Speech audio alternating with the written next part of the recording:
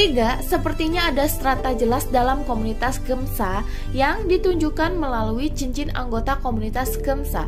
Mungkin banyak dari kita yang melewatkan hal ini, tapi jika diperhatikan baik-baik ada perbedaan warna dari cincin-cincin yang sudah diperlihatkan selama penayangan sejauh ini. Assalamualaikum Cinggu. Hai guys, balik lagi di Zerum TV. Gimana kabar kalian? Sehat-sehat selalu kan? Kali ini aku masih pengen bahas lanjutan yang kemarin. Kita lanjutin lagi bahas teori dan prediksi Taxi Driver Season 2 episode 13. Seperti yang udah kita duga, bahwa kasus kali ini bukanlah kasus yang mudah. Di akhir episode 11, perburuan untuk mengungkap kasus Black Sun baru akan dimulai nih guys. Namun yang bikin deg-degan, sepertinya Kim Do-ki akan ketahuan oleh para penjahat di klub Black Sun ini. Dan jelas hal ini akan membahayakan Kim Do-ki. Apalagi terkuak sudah kalau orang-orang yang paling berpengaruh di Black Sun adalah para petinggi-petinggi dari komunitas Gemsa. Kira-kira bagaimana ya cara Kim Do-ki akan menyelesaikan kasus kali ini? Yuk kita langsung pembahasannya. Jangan lupa subscribe, check it out. Seperti yang sudah kita lihat dari penayangan episode 12 semalam, ada beberapa fakta-fakta menarik yang terungkap. Pertama, terbukti sudah bahwa di klub Black Sun ini sudah banyak sekali tindak kejahatan. Seolah-olah klub Black Sun ini sudah di luar jangkauan hukum.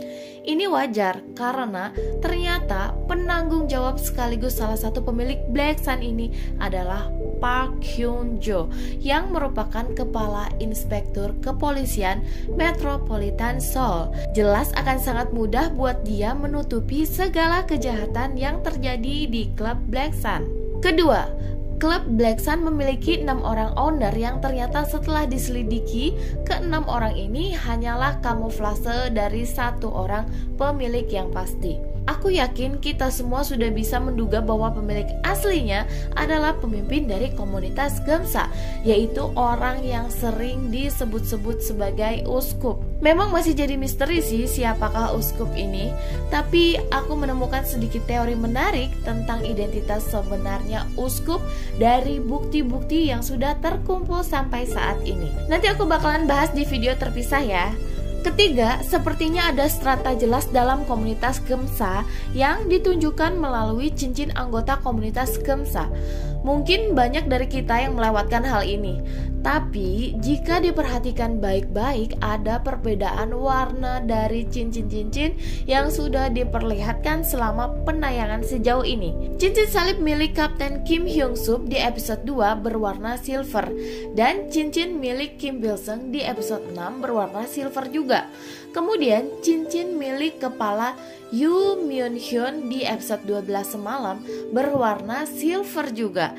Yang berbeda berarti cincinnya On Ha-jun aja ya, dan Park Hyun-jo yang memiliki warna emas. Dari sini bisa disimpulkan bahwa On Ha-jun satu level dengan Park Hyun-jo yang sudah dijelaskan bahwa dia anggota eksekutif komunitas Gemsa. Sedangkan cincin berwarna silver berarti masuk dalam golongan kedua atau para bawahan. Dari sini aku rasa ada syarat dan ketentuan sendiri ya untuk bisa memiliki kedudukan dalam komunitas Gemsa. Sepertinya ditentukan dari seberapa berkuasa dan berperannya mereka dalam masyarakat. Contohnya Park Hyun-jo yang merupakan kepala inspektur kepolisian Metropolitan Seoul.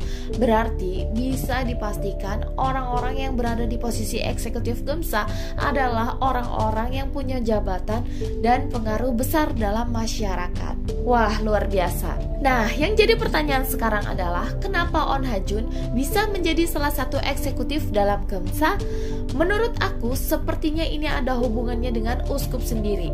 Melihat dia memiliki pengaruh yang besar dan bahkan bisa menangani seorang eksekutif, berarti ada kemungkinan dia merupakan orang yang direkrut langsung oleh uskup.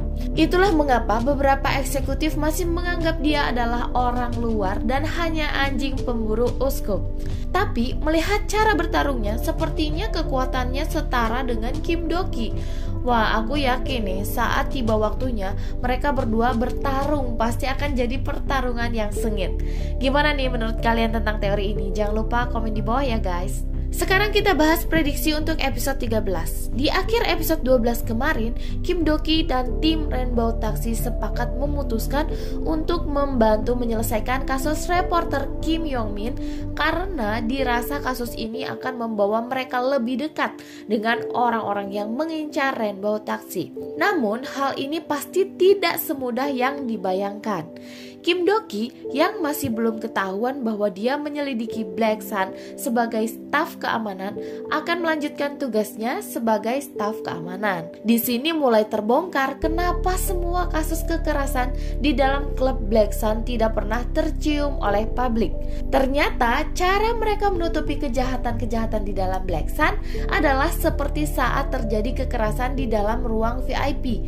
Dengan cepat dan sigap mereka membersihkan bekas-bekas keributan dan bukti-bukti telah terjadi kekerasan di dalam ruangan tersebut. Nah, ada kemungkinan besar awalnya cara Kim Do-ki dan tim Rainbow Taxi membongkar kebusukan klub Gemsa ini adalah melalui Victor.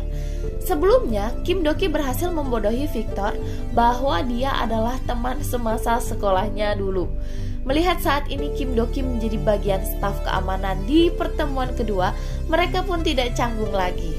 Kebiasaan Victor adalah meskipun dia adalah seorang selebritas yang sedang naik daun, dia suka melakukan tindakan pelecehan terhadap perempuan-perempuan yang mengunjungi Black Sun. Dia kerap menyebut mereka boneka. Jadi, dari ruangan VIP, Victor akan memilih targetnya nih. Kemudian, si agen Windy yang akan melakukan eksekusi. Caranya adalah Windy menyimpan obat terlarang dalam cincinnya dan saat sudah mendekati target, obat tersebut akan dimasukkan ke dalam minuman target secara diam-diam. Saat target sudah tidak sadarkan diri akibat pengaruh obat-obatan terlarang, target pun akan dikirim ke hotel.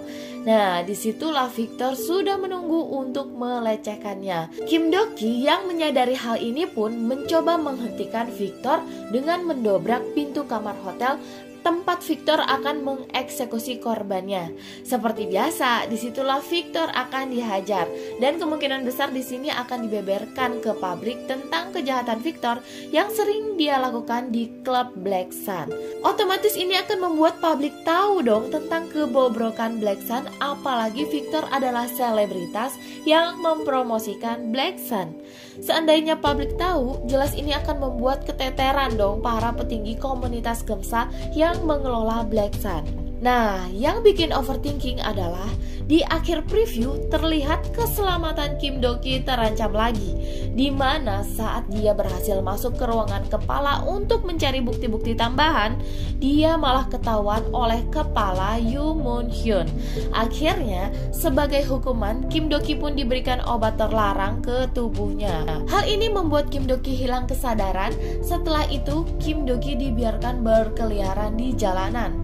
Karena kondisinya yang sudah kehilangan kesadaran karena pengaruh obat-obatan terlarang ini, tanpa sadar dia berjalan ke tengah jalan raya yang ramai. Saat melihat itu, Go-eun langsung panik dan buru-buru lari secepat kilat berusaha menyelamatkan Kim Do-ki pastinya. Namun terlihat di preview ada mobil van hitam yang mendekat. Waduh, kira-kira apa ya yang akan terjadi selanjutnya? Aku berharap tidak terjadi apa-apa sih pada mereka berdua. Jangan-jangan kita di-prank lagi nih kayak kemarin. Semoga mobil van hitam tersebut bisa berhenti tepat waktu ya. Setuju nggak guys? Duh, jadi tambah penasaran dan nggak sabar dong ya kita nunggu penayangannya Jumat nanti. Kalau kalian suka dengan pembahasan ini, jangan lupa share ke teman-teman kalian dan jangan lupa juga subscribe karena nonton drama itu nggak seru kalau sendirian. Stay tune terus di Zirem TV. Krom kamsapnida.